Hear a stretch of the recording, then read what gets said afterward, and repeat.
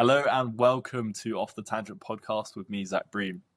My guest today is a friend from university, and we're going to look at his life from growing up in Nigeria and the Caribbean, as well as now where he studies aerospace engineering at the University of Sheffield. So please welcome David Ogolo.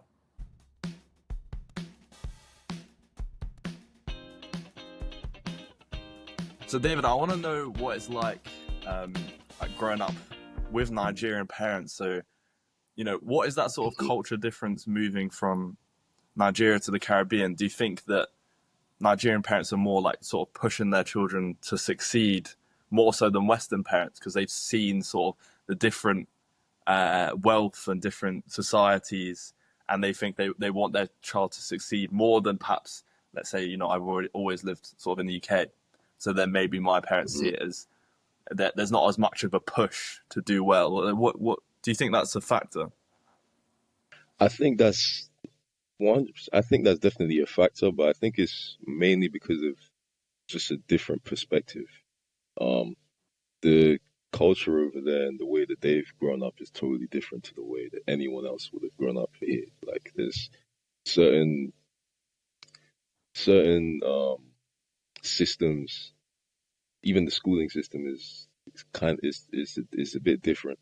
In school, you have more subjects than you would have over here, actually, and you're expected to do amazing in all of them. Before you go to uni, I think you're supposed to do 1 year of youth service with the country. I mean, back In Nigeria?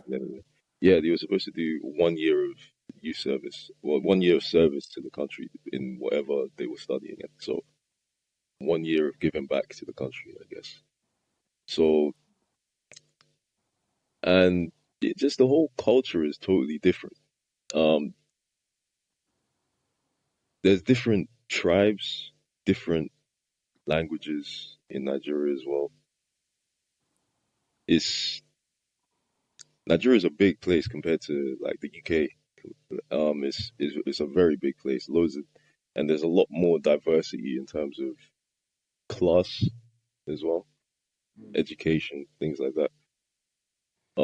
From coming from a Nigerian household, but living in the Caribbean, I'd say that in the Caribbean, I didn't even realize that I was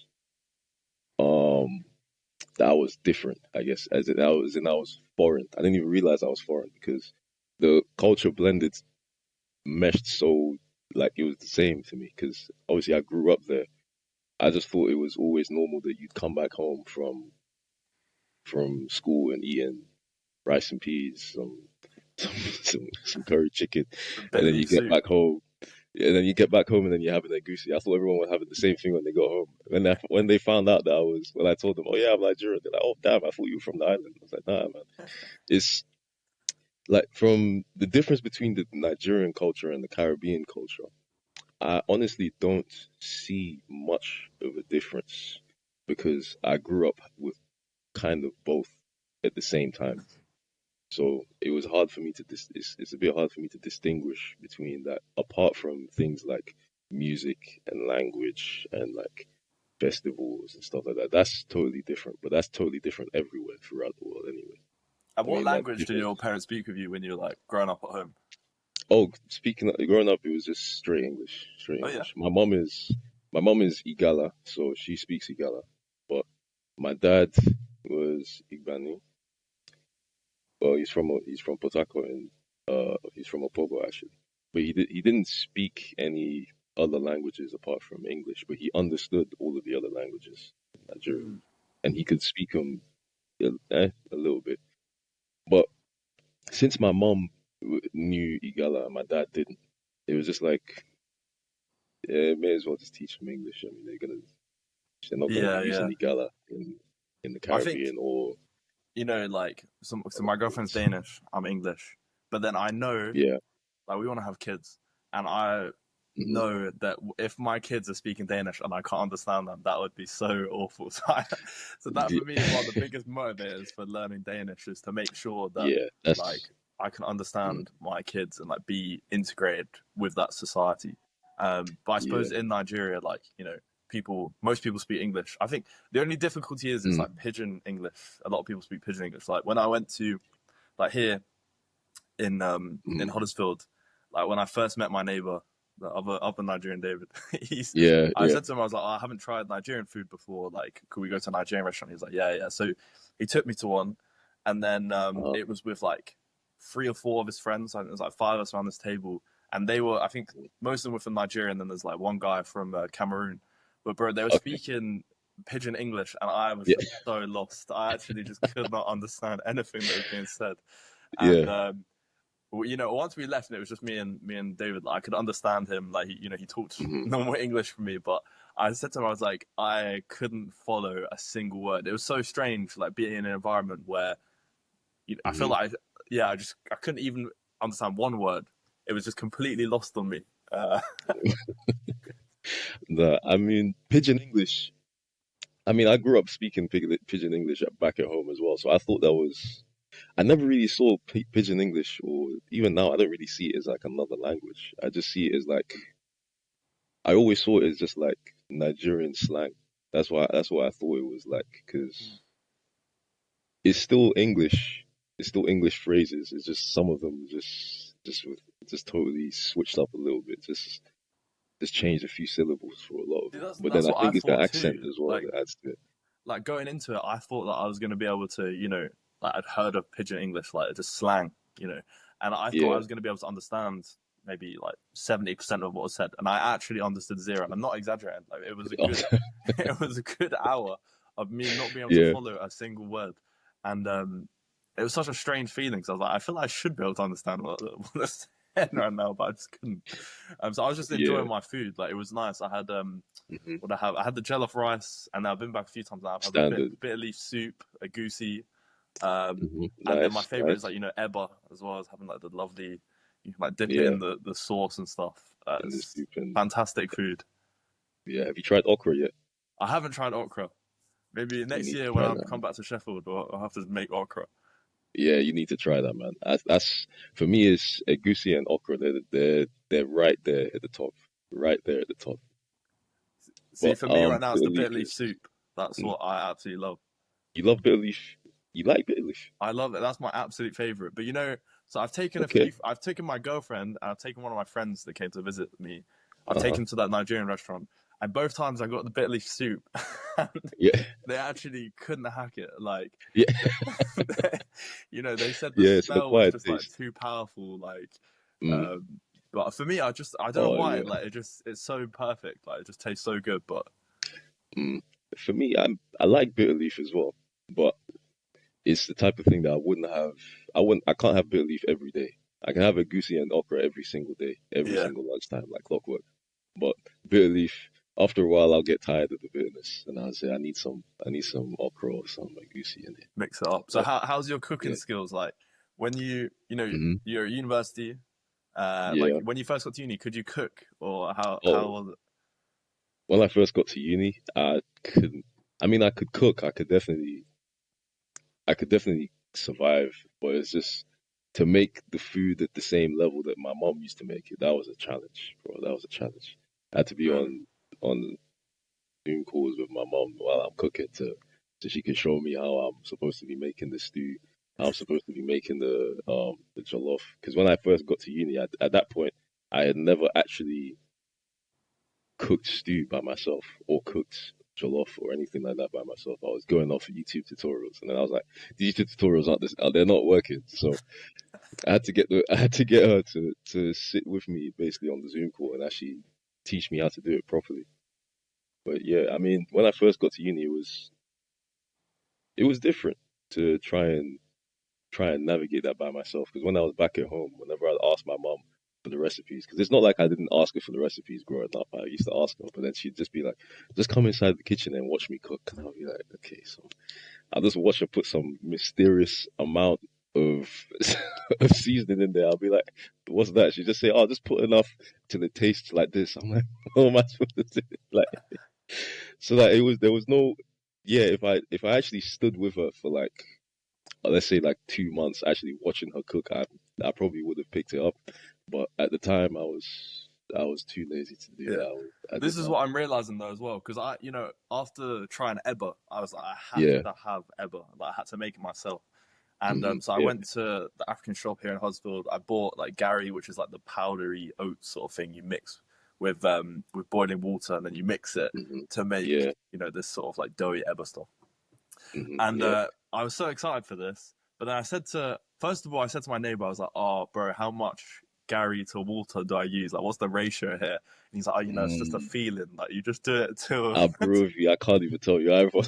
She's just a feeling. just a feeling. Like, And then I looked up YouTube tutorials online. I was watching videos, and they were just adding it freely. There was no measurements. I was like, how am I yeah. supposed to do this?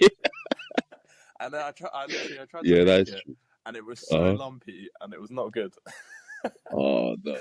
I'm sure I could perfect it over Mm. time, but yeah, I'm getting this sense that it's like it's just about feeling. It's not about measurements. Yeah, it after a while, you actually just do get the feeling of when it's enough, Gary, inside. Because I actually, now that I'm thinking about it, I do the same thing that my mom does. I just throw it until I feel like, yeah, that's enough. Yeah. Yeah, man. But So yeah, for university, I'm just thinking about what I used to cook when I started. It was actually atrocious. Like, I was making chicken yeah, kebabs every day. Just buy a chicken kebab in a packet, just whack it in the oven, just yeah, have that. Like, it was so unhealthy my first year. And then over the yeah, summer, one of my flatmates, he got super into cooking, and he was like, "Mate, why are you having this chicken kebabs every day? Just actually come and cook with me." So I started cooking with him, and it was yeah. good fun. He started getting into cooking, and then my flatmate the following year was super into nutrition and health. So then Okay, naturally I started cooking every day, and now I really enjoy it. Like, I just cook a lot of meals from scratch, and okay, like yeah, you feel good making it. Like, enjoy the process, and you've got this final yeah, product which is like, oh, it's actually tasty. It's healthy for you. Like, it's a good feeling. yeah, yeah. That's the eating part is always eating is always the best part of cooking. Always, without Comes doubt. together.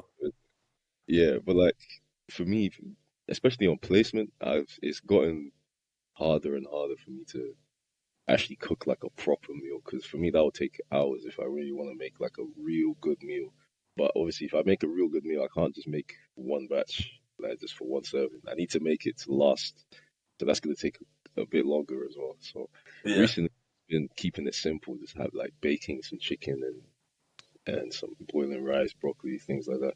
But back in when I first started uni, that's when I actually said to myself, yeah, I need to learn how to cook properly. That's when I was doing all of those tutorials, calling my mom, asking aunties and stuff like that for recipes. And not just like Nigerian recipes only, like Caribbean recipes I used to have when we were growing up. But trying to learn how to get all of those down and sorted because I was like, yeah, my mom's not with me right now. I can't just say, yeah, mom, can I have some oxtail real quick? I can't, I can't do that anymore. Yeah. yeah. Because I feel like for me, it's like opened up such a whole new world of food because hmm even though I grew up in Southeast London, I feel like there's just typical foods everyone has. Like, you have Indian, you have like Chinese, you have like Yeah. roast dinner English food. But then I'd never tried like, African food before, I'd say ever. Uh, Yeah. like, even I went to Morocco, and that was quite a new experience as well because they have these sort of like pots, and The they'll like cook tagines. the meat for so many hours, and it'll just like Yeah. it falls apart. It's just so tasty. And Yeah. then like going to a Nigerian restaurant, that was the first time I'd ever had Nigerian food, and it just like blew me away that there was this whole palette of food that I'd just completely been missing. It's It totally was so different. wonderful. But Yeah. I wanted to talk about like you going to university. So hmm you're doing aerospace engineering, I'm pretty sure. Yeah. So Aerospace. Yeah. what got you into aerospace? Like, what made you decide to do that? It was actually back in St. Lucia, actually. Back in St. Lucia, we lived right next to the airport. So when I was like 2 years old, 3 years old, actually, I think I was two. I was I remember this day specifically as well. I was coming back from preschool one. My dad came pick me up from preschool one day, and then there was a plane flying over, and I think we were doing drawings in preschool. And I was like, "Oh, Dad, can you draw something for me?" He saw the plane, just drew the plane, and I was like, "Oh, wow, that's so cool." Then I just started drawing loads and loads of planes. Just started drawing loads and loads of planes, trying to get better at that. And then for like over the course of like I think a year or something. I was just drawing loads of planes, and then I was like, yeah, I want to be a pilot or I want to make planes. And I asked my dad, what do you call it when people make planes? He said, oh, it's an aeronautical engineer. So I was like, okay, I'm either going to be a pilot or an aeronautical engineer. So from since I was literally 3 years old, I've always said, yeah, I want to do that. And for actually growing up, especially primary school, secondary school, I was always making like little model planes and watching documentaries for 787s, like the A380s and stuff like that. The SR-71s, getting little flight simulators. My dad even got me little remote control um, airplanes every now, like once in a while, because even though I used to crash them, like I think I only flew once, like successfully. I used to crash them all the time, but he used to fly them, and that always got me. That's where my interest in planes stemmed from. But it's crazy. They actually, literally, since I was 3 years old, I've always said, "Yeah, I want to do this."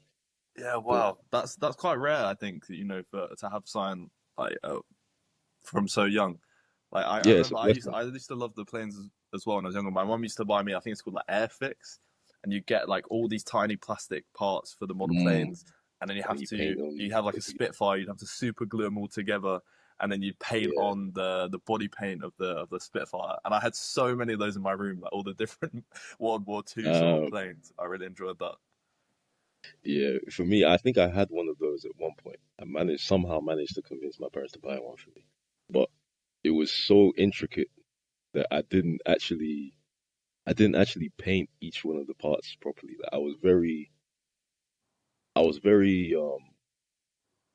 I'd say resourceful. I used to make the things out of just paper and cardboard. Like I used to try and make it from scratch myself all the time.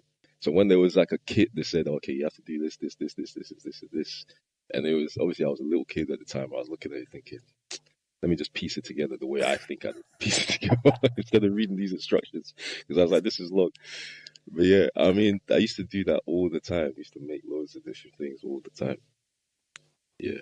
That's really fun. Are you excited for like when you're older to make stuff yourself? Because I always feel like, you know, one of the parts of engineering I Okay. love is that they teach you, you know, all the skills to make things. And I'm just like Hmm. excited to have a garage, bro, where I just like can make a random things. Like, so I was at Mm. one of my friend's houses the other day. Like, he's been like my best friend since we were like 11 years old. And I Yeah. found out his dad is just so into like planes as well and jets. Like, he can name every type of plane. Is so into stuff.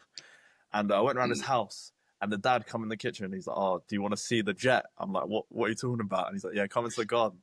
And this guy literally builds like little jet. I say little, yeah. It's like this big, Uh-huh. like jet planes in his garden. Like he'll buy a jet engine, like a Yeah. small jet engine that actually uses jet fuel, and he'll put it in these model planes, and he'll have like a Okay. flight controller in there, and then he'll have like a whole like a control unit with a screen, and then he'll go to Yeah. actual runways and then fly this like jet and like take it off. Yeah. And you know, we were in the garden. It's like suburbs of London, so it's like a busy area, you know. And he just turns on the Okay. jet and like starting up the jet engine in the garden, and it's like the And loudest roar you have ever heard. yeah, it's I would hate to crazy. be his neighbor. I feel like it would be absolute. It would be a very painful experience. Yeah, those micro turbines are actually they're loud, but they're powerful though. For me, I've always wanted to do the make the model airplanes. I've always wanted to do that. Literally, I grew up watching. There was some YouTube channels. One of them specifically called Flight Test, where they used to make loads of. They made loads of different RC planes, different designs, different kits as well for you to order them and then make them yourself. And then there was one guy called Rami RC. I think he's working with Tyler Perry right now, making like actual some really nice scale models.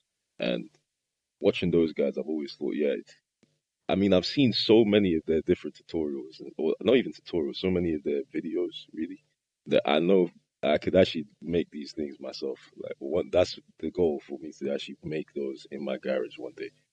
I need to make an SR-71 in my garage at some point. I need to.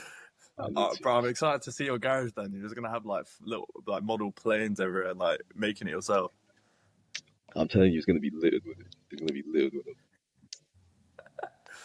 Yeah, because I think for me, like you know, it wasn't as clear what I wanted to do at university as you. I think like I quite Mm, struggled choosing.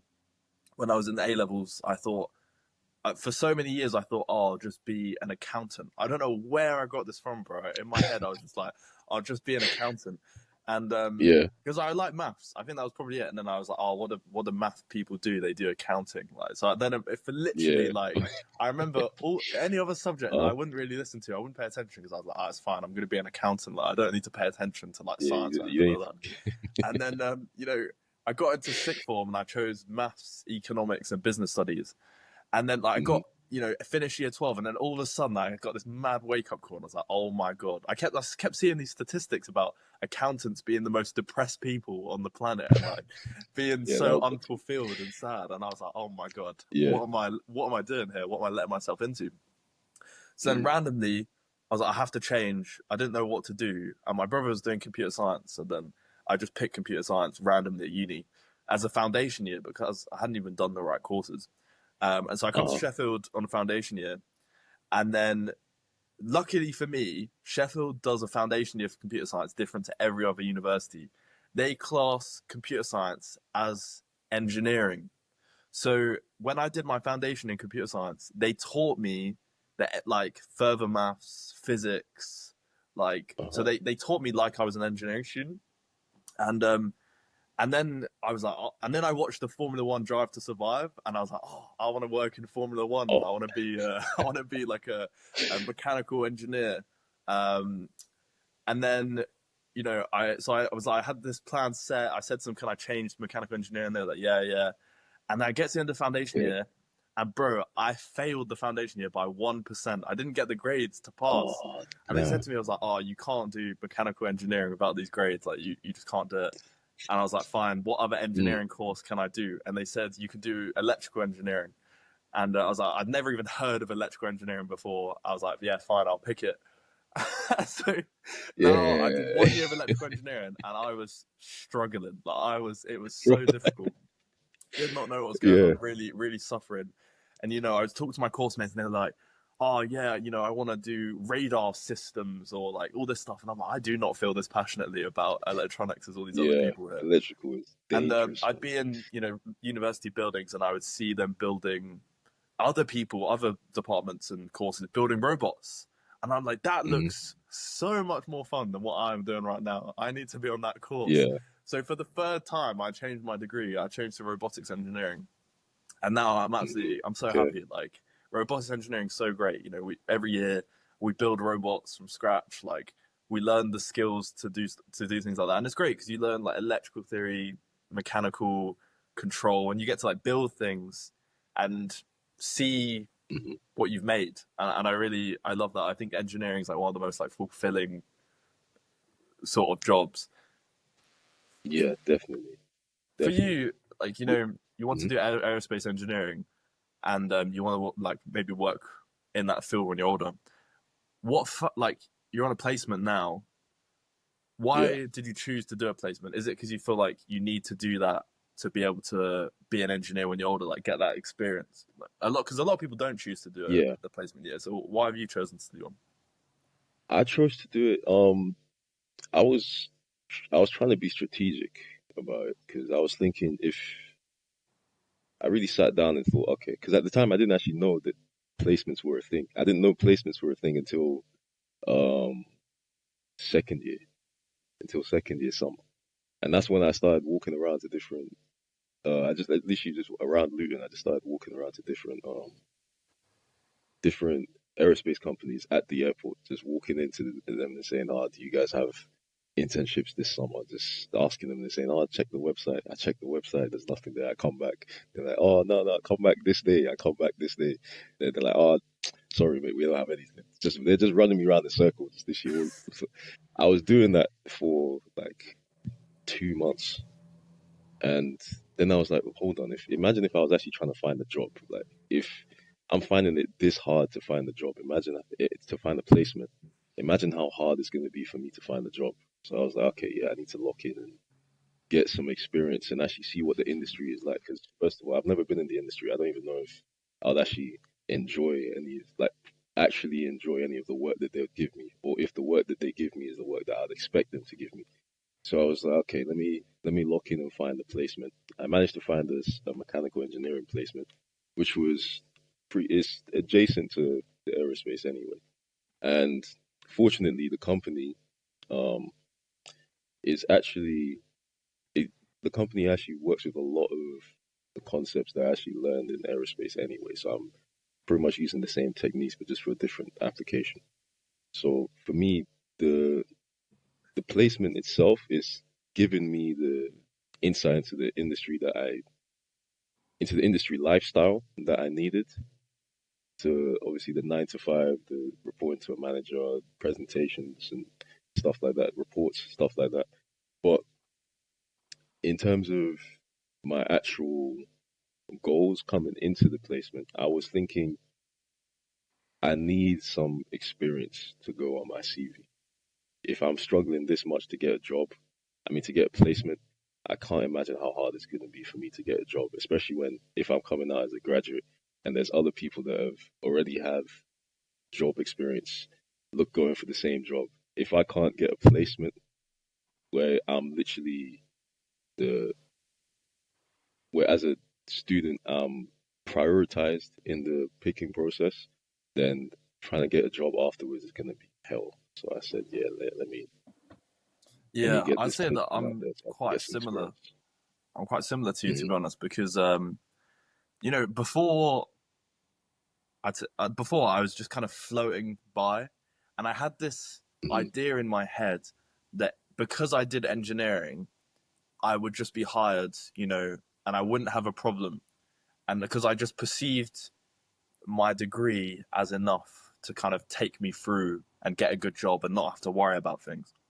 And then Yeah, the turning point, I remember this so clearly, is we have a mutual friend, Yez, and I was yeah, with yeah. Yez in the Diamond, which is one of the engineering buildings at Sheffield, and Yez had got this part-time job working for Sky, where he was like he'd dial in with his manager or whatever and do call center stuff. I can't remember, but I was sitting with Yeah. Yez, and he had to call his manager, and I could hear his manager on the phone as well because he didn't have headphones on, so I could hear the conversation.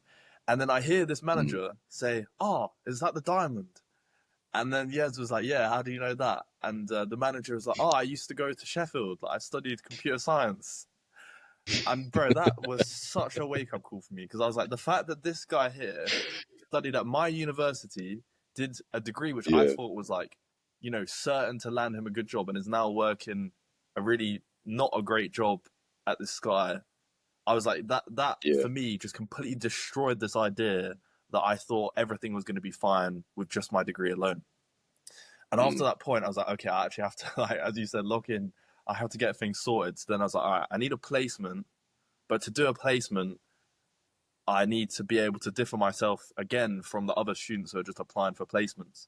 So then to do that, Yeah, I joined loads of the engineering, student-led engineering teams at uni. So um, yeah, I was in the yeah, motorsport team. I was in like the Barnex, like that made a robotic arm, and yeah, what else? Like I did the Sheffield hydropower, which was like building a little like wind, like not wind, but like a hydro turbine for this little river in a local village. But that for me was like I had to do all those things okay. to then get a placement because I'd say I was driven a bit by fear, because I was like I didn't want to Yeah, just fail everything. yeah. It's kind of it's similar-ish for me as well. There was some fear for me as well because when I first went searching for those, walking around the airport looking for those internships, that was actually just out of curiosity. But then when I was finding it so hard to find a place, I was like, damn, this is actually really hard to get. Then I was like, wait, hold on, this is so hard for me to get just a placement for a couple months. It's gonna be hell for me to try and get a job for a couple years. This is something that I need to lock in for. So that I also joined a couple student-led projects as well. I joined Jet 7. They were making a jetpack, actually, basically trying to make an Iron Man suit. To be realistic, but yeah, I was on the jet engine design team. Um, I also started my own project trying to make a speaker. I still haven't finished that one yet because I don't have a 3D printer. But yeah, I just started joining loads of different. um, projects, and then I even joined the University Air Squadron for the RAF. So I was there for a year, but yeah, I had to leave that after a while because it was clashing too much with my uni work, clashing way too much. The transport there and back was, Mm. yeah, it was too long. But What was yeah, that? What I was the definitely, RAF Squadron one? Is that like you get to test actual flight, like fly planes, or what was it? you do get to have flights. You do get to have flights for free as well, actually. But the squadron is kind of there to try and it's like foundation year for the RAF, if that makes sense. So it's they're doing a bunch of the drills that you'd be doing at the RAF. They're trying to teach you all the things that they would teach you at the RAF as well, but kind of ease you into it as a uni student and try and give you the RAF experience without the RAF, without 100% of the RAF responsibility. So I remember um, the first time I actually went there was because they have every year they have a full week kind of expedition where they go to in the middle of the woods and they just act out a war scenario. Basically, they just act out a scenario. So I had applied to join the RAF. I had my medicals done, but since my medicals was so late because of it was delayed. So by the time that I actually got the all clear, the whole like the whole year was basically over, and it was just that final expedition that they had, which was the type of thing where you kind of need to be there at the beginning to start sort of get prepared for that. So I was literally just thrown into the deep end, literally at the final part. So I had to get a ticket from Luton all the way up to Leeming, which was like 100 and something pounds at the time. And I know that I was supposed to be there until like a week before because I thought it was optional.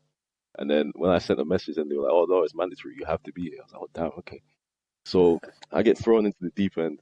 Now I'm basically acting as a soldier, essentially, for a whole five days in the woods and sleeping on the ground and sleeping sleeping bags in the middle of the woods, making your tents and making shelters and acting out scenes where there's someone's been hit, someone's been stabbed on the side of the road. You have to carry their body in a stretcher for like Wow. I don't know how long you would do that for. Like, but yeah, it was, and then having rations and eating the eating their rations, and then for the first day, I believe they were actually first 2 days, I think they said, "Oh no, we haven't brought enough rations, so you have to have about half of the ration. You have to share with someone for the whole day." Bro, I was like, "Nah, this is not what I signed up for."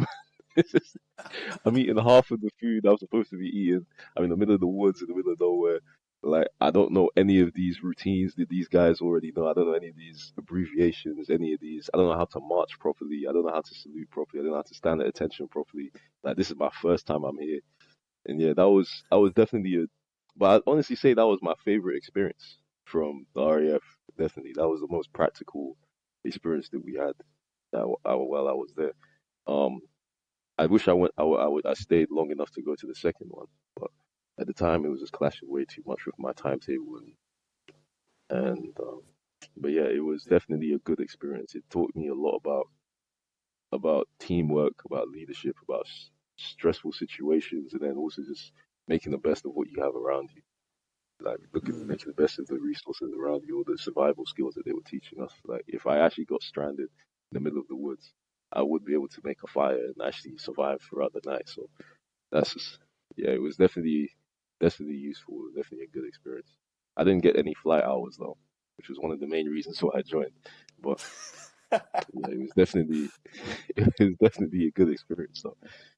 Yeah, bro, Definitely a that good does sound experience. that sounds amazing. To be fair, like I would enjoy doing something like that. Recently I was watching it was like a show, like a TV show showing like the Royal Navy cadets that have joined. They're like Mhm. 18, they've literally just left school, and now they've joined like the Royal Navy, and they're trying to train to be Yeah. in the Navy. And I Mm. keep watching it and thinking like, could I do something like that myself? Because when you see people going through certain like training that's really difficult, there's always that thought in Yeah. the back of my mind, like, would I be able to do something like that? I think the last time I had Mm. that feeling was, so like, my friend, he he went to university in I think it was Bournemouth, and we went Okay. down there to watch him because he trained for like a charity boxing match. So we got there and like we watched him. Mm. There was like a few hundred people there in this arena, and then we watched him box. And then I remember throughout literally a year and a half after that point, all the time I was wondering, could I do that myself? Like, could I do that myself? Like, Yeah. because it just seemed like so stressful and high pressure. I was like, I want to try something like that. So I decided to do it, and I went through that boxing match and all that training, and I feel like going through those like high stress environments are so good for like any other applications because you've been put through something that you would never ever go through before, and I feel like it just makes you like Yeah. a lot stronger of an individual. Um, but I mean, Yeah. talking about Definitely. like that sort of, for me at least, people ask me would I do it again, and I always say no because it was just so stressful. It was too stressful. I'd say like, it was Yeah. during we were near exams as well, like exam season. And bro, Yeah. my stress levels were so high. They were like peak, like, I was Yeah. borderline. I remember this is how bad it got. I remember this so distinctly. Was because it was near exam season, one of our lecturers, there came in this mental health specialist into the lecture hall, and they were given a talk on mental health and like breathing exercises, Okay. bro. And I was But yeah. so stressed that, bro, this made me Yeah. way feel so much worse because it like brought all the attention to the fact that how stressed I am. This woman coming in, and she was getting people to do breathing Yeah. exercises, and this is the only time in my life I ever thought I am actually gonna have a panic attack here in this lecture hall, bro. Like she was talking like breathe Yeah. in and out slowly, and I'm here. My heart was racing. I was like, this. I feel awful right now. I felt so bad. Nah, man. And looking back, I still don't know why that was the trigger thing. This woman coming in to give us a talk about mental health, but it was Mhm. it was definitely that was a point where I realized like this is not good for myself. Like I shouldn't put myself in this Yeah. stressful of a situation in the future. Um, Yeah. talking about I mental mean, health, there's like levels to it. so we're both on placement now, and Yeah. I'd say it's been quite a different experience, like a challenging experience. I mean, it's challenging in the sense that you go to you're at university with all your friends, you're around people you're in a familiar environment, and then all of a sudden, for a year, you drop everything and you have to move to a completely new place, like a town or a city, and you have to start a job, and you do that Yeah. for a year. And I'd say that not knowing anyone, and also like at work, there's not really people your age. It's like people that like 50-year-old engineers. Like they're not going to be people that are your best friends, sort of thing. I think it's quite Mm. challenging, and I say quite isolating. Do you think that those sort of things I described there, like, do you think that's resonate with your experience as well? Definitely, actually. Leaving uni and coming to a placement for a full year in the middle of nowhere, literally. Um, my placement is basically in the middle of nowhere. There's like one co-op and three co-op shops. It's yeah. There's pretty much nothing to do in this town specifically. Yeah, I mean, going to work, the it was definitely a shock to the system after 3 years of uni. Because obviously you have your routine, you have you've gotten used to Sheffield, you've gotten used to the town, you've gotten used to where you think where you'll be at in the future. And, but then coming on placement really kind of just throws all of that out of the window. Because now I've been in the industry for 10 months now. I'm not as sure about where I would like to work as I Mm. was before I got into this placement. Like this actually just throws me off 100%. Because now I'm thinking, yeah, I really enjoy this job, but I've always wanted to do aerospace engineering. So now I'm thinking, okay, is this really what I want to be doing? It's a bit weird. It's and going through that shock was the shock of moving to a totally different place wasn't that bad for me because I've moved to a totally different country twice now. So and so it wasn't that bad. But in terms of the actual environment at work, as in being around people that aren't your age, um, having that corporate type of corporate deadlines, those reports, those presentations, that formality, things like that. It was definitely something to adjust to, but after a while, it actually it's the same. It's the same like when we went from sixth form into uni. Yeah, at first it was a shock, but we got used to it over 3 years. Now I'm actually starting to get used to it now. Like this is actually becoming part of my routine. It's kind of second nature now to go into work, say good morning to everyone. Yeah, I'd say hi to talk to this guy about his wife, talk to this guy about about how their families doing. like Yeah. like it's just like it feels normal now. So I feel like it might I don't know, maybe it might be a shock to go back to Sheffield after this placement year. Because I've Mm. started to get used to this now. So it's definitely something it's definitely a different experience and it definitely challenges you in ways that you didn't think you would get challenged. Like for me, in terms of the mental health side of things, being in a totally different place isn't something that's new to me. But being in a totally different place by yourself and also basically not having anything to do outside is something that's been new to me. Like I've been trying to find things to do. I started playing football with the local football team, but the season's over now. So like as soon as that finished, then I just felt like wow, I've actually got nothing to do. Started doing track and field again, just to keep active, just so I can keep my mind on something else, so I have something to work towards outside of work. Because if you actually just stay inside, cooped up in this tiny town for by yourself for too long, eventually you will go crazy. Every Yeah. human, eventually you will. So yeah, it's definitely a shock in ways that I didn't think it would shock me.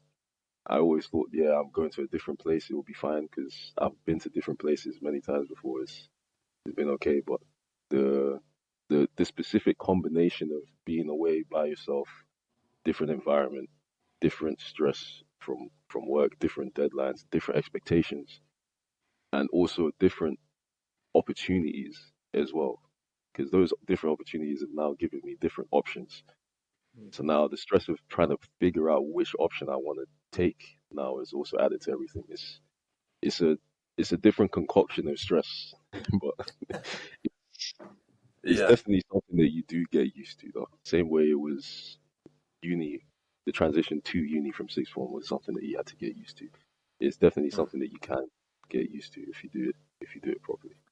Yeah, I think you can get used to it. I think, from my personal experience, like when I started my placement, um, I had a guy who he was doing a summer placement, so he was only there for 10 weeks, but I got on with him so well. Like you know, I think he goes to Oxford Uni, he's doing engineering there. And like we just got on amazingly Yeah. well. Like we'd go out, we'd do runs together and stuff. Like we just go out Mm. and he for the final like 3 weeks, his tenancy as like place ran out. So he literally lived with me in my tiny like one bedroom. Like he Yeah. bought a like blow up bed from like Yeah. Sainsbury's and he just put it on the floor and bro, like it was like a little sleepover sort of thing. Like just for like 3 weeks, he just was staying in my room. And Yeah. so I got on amazing with him, but then when he left, I was like, oh, I've got another 8 months now. I don't really know anyone else here. And that's Mm. when, I just bumped into my neighbor in the corridor, the other David. And he Mm. was just moved here to study his master's at Huddersfield Uni. So I got Yeah. on well with him. And I feel quite fortunate that I've met him because if I hadn't, it would Mm. have been a lot more difficult. We would go out with him. I'd go out with him for like Yeah. drinks to like restaurant.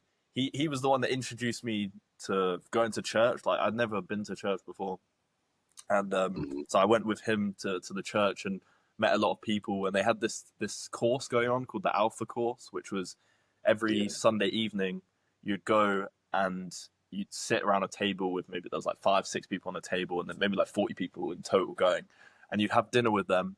And then you talk. They play a video on the screen about like what does faith mean, or what do you think heaven and hell is, and you just talk about these ideas. And I really enjoyed it. It went on for like 8 weeks, and I went every week to sort of meet all these people, and I met loads of interesting people, and we had great discussions, and it felt like a sense of community. And I think that was the thing that I'd sort Mm. of been missing in Huddersfield was this. That it was quite isolating, and there was no sense of community, and I'd have to say with the church, you go and there was this sort of immediate open arms welcomingness and community Yeah. feeling, and then they do football twice a week, every other week, sorry. And so I started playing football with them, and I think it was a nice place. Now I think talking about religion, I think you're Christian as well. Uh, Yeah. I do wonder how you know does the fact that I was feeling isolated and not, uh, I was feeling isolated. I was in a new place. Does that play in a part of me started going to church? Like, does that community sense has that made me religious in a sense? Like, do you understand what I'm saying? Do you think that plays a factor in? The- Because before I always saw religion as a bit culty and like that preyed on vulnerable people, and now you could make the argument that me as an individual is a mhm. vulnerable individual in this environment, being isolated. Does that play a factor? Do you think? Um, I've I see I see Christianity as a relationship with God, and the same as in any sort of relationship. If you have a relationship with other people and you're being fulfilled in those relationships, you have less space or less interest in finding a new relationship with someone else or building a new friendship with someone else. And Christianity it comes to play in those times where you're the most vulnerable. It's not always the people um that are okay that need you won't go to the doctor unless you have a problem Mm. type of thing. But also, not to say that you can't find your way to Christianity if you're in a perfectly good place, you're perfectly happy, and you're not in a new environment, you're not stressed, or you're not isolated. But to say that the fact that you were isolated didn't play a role in you going to church is that's not going to be true. It definitely did play a role. I think it definitely did play a role in you going to church, but I think there was a reason why it played a role in you going to church. I think there was a reason why you've been in this situation. You've been put in this situation because you could have gone on placement and then actually found community, but uh, elsewhere. But you didn't. You found community at church. So Mm. it's. I do think it has played a factor. It has been a factor in you going to church and finding that community in church. But I also think that there was a reason why that happened. What are your sort of Because beliefs with Christianity? Do you believe that like mhm. God has a purpose for everyone? Like there's a reason why things happen? Or what sort of influence do you think God has on people's lives? I think God has a plan for everybody. He doesn't. He has a purpose for everybody. But you have you still have the will to go through with that plan or not. Just because he has a plan doesn't mean that it's 100% going to happen without your consent. It's you're the one that's in control of your life, but if you allow God to have control over your life, then you will have his plan for you will be fulfilled. If you go through life ignoring the plan that he has for you, you're not gonna fulfill the plan at all. It's not like God is a puppet master over you saying, okay, you have to do this, you have to do this, you have to do this. There's definitely situations that he'll allow you to go through that will push you towards his plan. But at the end of the day, you're the one that has all of the control over your own actions, but you don't have any control over your environment at all. Mm. So I believe that he does have a plan for everybody. He does have a destiny for everybody. But if you choose not to go through that with the plan, or you choose not to follow his instructions, or yeah, you can still veer off of that plan. It's not like a puppet master, like I said, over Yeah. you saying this is your destiny, this is what you have to be. And what role do you think faith has played in perhaps your time at university or your time at placement? Do you think it's had an Mm. impact on you? It's definitely had an impact on me in my time at university, but in the very beginning, I'd say it was I neglected it definitely as soon as I got into university. I neglected it more than I should have. You shouldn't neglect it at all, but I neglected it. Um, Throughout second year and third year, I started to not just to think about it more, but I started to find myself in situations where I was like, this is the only thing that will get me through this situation right now. This is the only thing that will get me through this situation right now. Throughout my placement, it's been more of a challenge to maintain that sort of relationship because I feel like now I'm in such a hectic environment. Everything's been up and down, left and right in terms of work, coming back from work, coming back home, then basically just preparing for the next day of work type of thing, and then not really having the time to actually sit back and say, "Wow, this is." Um, I'm grateful for the position that I'm in right now, but also I need to check in with God once again. I need to make sure that my relationship is consistently strong and not getting weaker. It's hard. I feel like it's definitely been harder to do that as I've been on placement. But Mm. throughout uni, at the very beginning, I felt like it was that same way. It was being in a new environment also put strain on that relationship. But as university, as the years passed in university, that relationship was the only thing that's always been something you can fall back on. That's something that I can fall back on. Um, Mm. that's the only thing that's been consistent throughout university and my the things that I've liked to do or things that I've liked to get involved with, things that I've experienced. Those all of those things changed throughout uni. My interests all changed throughout uni, but that one relationship is the one thing that stayed consistent and stayed dependable for me. Mm. And So, what? So I think with God, it's like an interesting idea for me because people talk about it as like a relationship, like you mentioned it as a relationship, sort of like mhm. a person in your life that is there and is a constant. Um, how could it be? How do you think it is a constant? Is it because like I struggle to understand like what that means to you that you mean it's constant? Like, is it because the way you view God is stable? Because I think for me, like my views on God, maybe it's because you might have been religious your whole life, but for me, I've only been exploring this world for like the last few months. So for me, my view Mhm. of God is evolving a lot. So the idea Yeah, of same as yeah. constant to me is unfamiliar. So why do you think for you it feels quite constant? No matter what situation I've been in, there's always been God has been mentioned by someone else or someone around me, or in some way I've been reminded of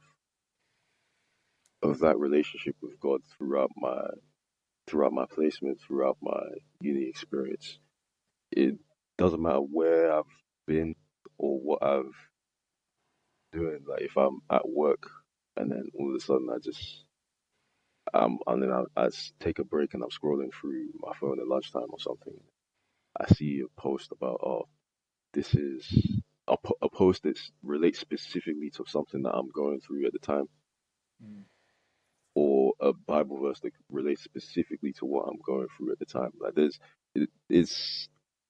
it's it's to the point where it's not a coincidence that I'm thinking about my relationship with my parents, and then all of a sudden, a Bible verse about your relationship with your parents is plastered all over my feed, or all of a sudden I think about that relationship, or at times when I'll be if I'm feeling like I'm feeling stressed or something, then all of a sudden I just feel that I really need to be grateful for the opportunities that I have because of all of the other people around me that may have put in 2 times, 3 times the amount of effort, but they're not in as good as a situation as I am. Things like that where you actually put yourself, where you put things into perspective and actually say, yeah, this I'm actually grateful to God for the situation that I'm in right now, but also I know that regardless of any situation that I could possibly be in, I know that I could always sit down, I could always pray, I could always find some verse in the Bible that will tell me exactly what I need to do throughout that situation to get through it. Um,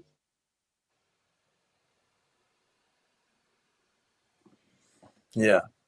because I mean, growing up, it was in terms of being grateful for the situations that I'm in.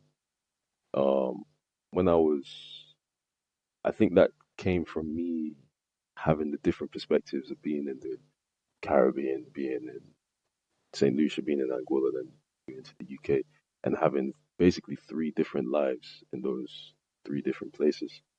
Um, but at the end of the day, throughout all of those different times in my life, the one thing that's consistently been good and what consistently brought joy, consistently brought peace, has always been the relationship with God. That's never actually brought.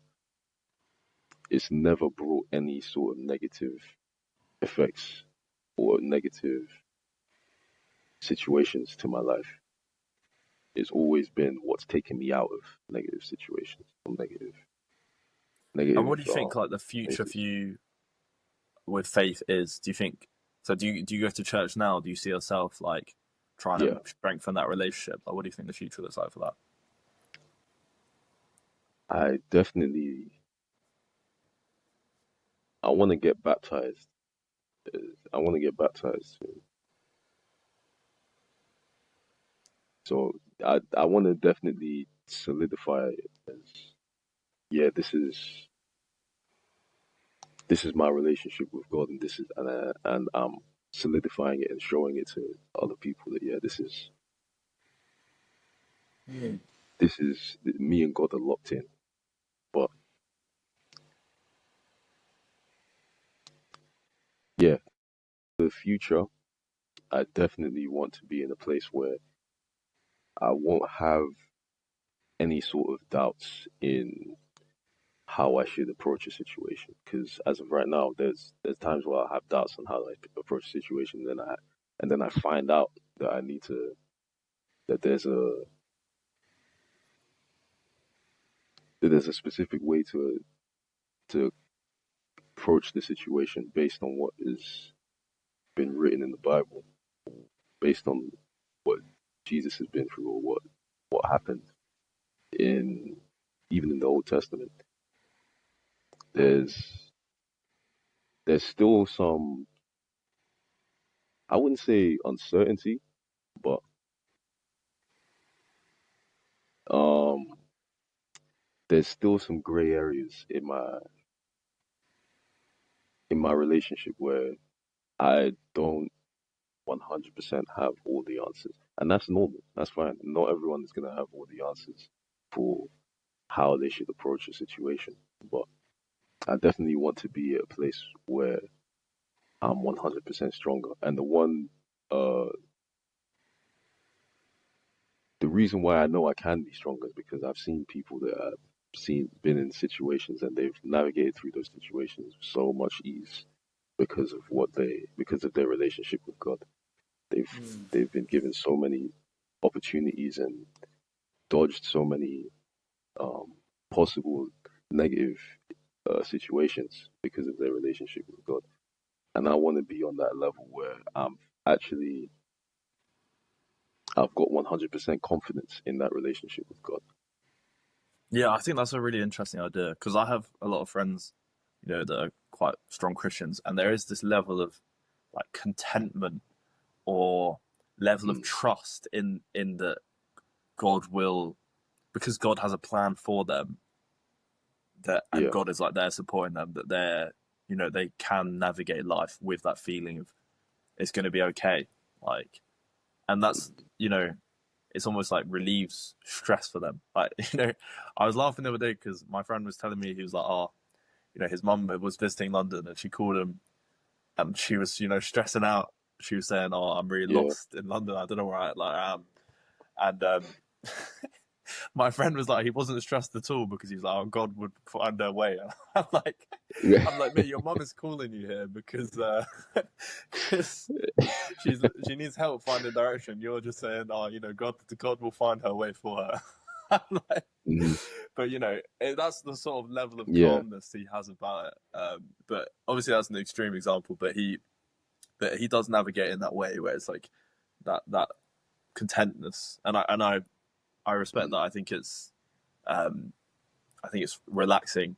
I think in Yeah. terms of, you mentioned uncertainty. I think with uncertainty, there's this idea that in religion that I like was like you can't have faith without uncertainty, because the idea of faith is that you're believing in something without absolute pure what's the word? It's like, there's no complete and utter no doubt that this is real. There's always going to be that element of doubt and uncertainty with religion. So it's almost like you can't have faith without uncertainty. So for me, that is Mm, it's a relaxing point because it means that my uncertainty and my doubt is not a harmful thing. It's a natural part that comes mhm. with faith. Um, Yeah. yeah, but so we are coming towards the end. I just want to ask you finally, like with uni, Okay. with Yeah. for the future of uni, you're gonna finish. I think, are you in your final year now when you come back? Like what? Yeah. When I come back, I'll be on my final year. So what are your Masters, hopes man. after uni? Like what do you hope from it? Are you hoping to sort of work with in aerospace? Like what would be the ideal? Do you think, or are you still trying to figure that out right now? Honestly, I'm still trying to figure that out. This placement is thrown a spanner in it, man. Because I've always wanted to do aerospace, but this placement has been so enjoyable that I'm genuinely thinking, is mechanical engineering at this company just what I'm gonna do? I don't know, but I will still like to to sort of experience aerospace at some point. But honestly, I'll just try and actually make sure I get a mechanical engineering job or an aerospace job, either with the company that I'm at right now, which would be really good, or uh, someplace else, maybe Airbus or Boeing, because those are the two companies that I always wanted to work at since I was 3. So that would be fun. But apart from that, in terms of outside of work, I would actually just like to be in a nice. I'd like to be in a stable place for my family. Stable place. When I say stable place, I mean a nice, not Luton. Yeah, just get out of Luton, really. Just get out of Luton, and then and then yeah, I'll probably try and stay active, keep playing football. Uh, Maybe continue taking athletics seriously, and see what God has in store for me. Really. Excellent, bro. Well, thank you for coming on the podcast. It's been Thanks very for enjoyable having me, chat. man. Thanks, man. I enjoyed it a lot as Thank you, well. bro. Got to know a few things. It was good. Yeah, man. It was good. I'll definitely.